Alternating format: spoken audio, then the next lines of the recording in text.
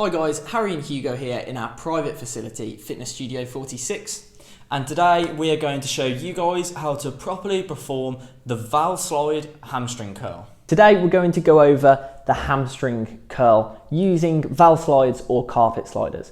And we're going to look at the fundamental principle behind an effective hamstring curl. And then we're going to show you 3 variations of curl that you can do that get progressively more challenging as we go. So the first thing we're going to want to do is get our feet properly placed on the sliders.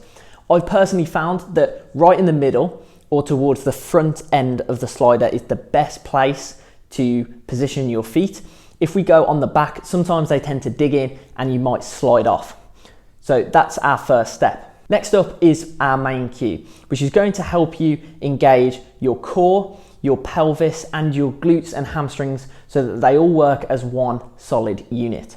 And the key here is to keep the hips tucked underneath your ribs. So you want the ribs pulled down, a slight exhalation of air, breathe out, tuck the ribs in so your core is tight. And then I want you to imagine peeling your hips off the ground so that you're tucking them underneath yourself. At this point here, your butt should raise off the ground.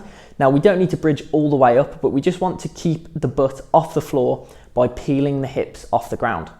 So this is the start position for all of our hamstring curls. So our first variation is the hamstring march. So once our hips are peeled off the ground, we're simply going to push one of the sliders away to full extension and then draw back. The other leg is remaining in place.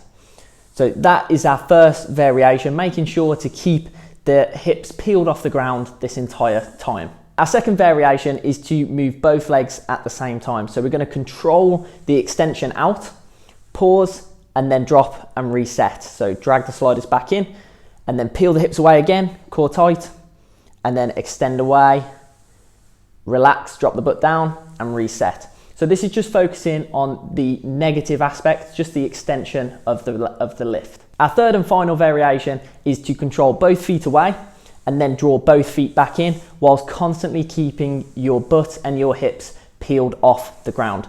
A good cue here is to imagine digging a hole with your heels. If you were lying on a beach, imagine dragging your heels through the sand, and that's going to really engage the hamstrings on the way out and on the way back in.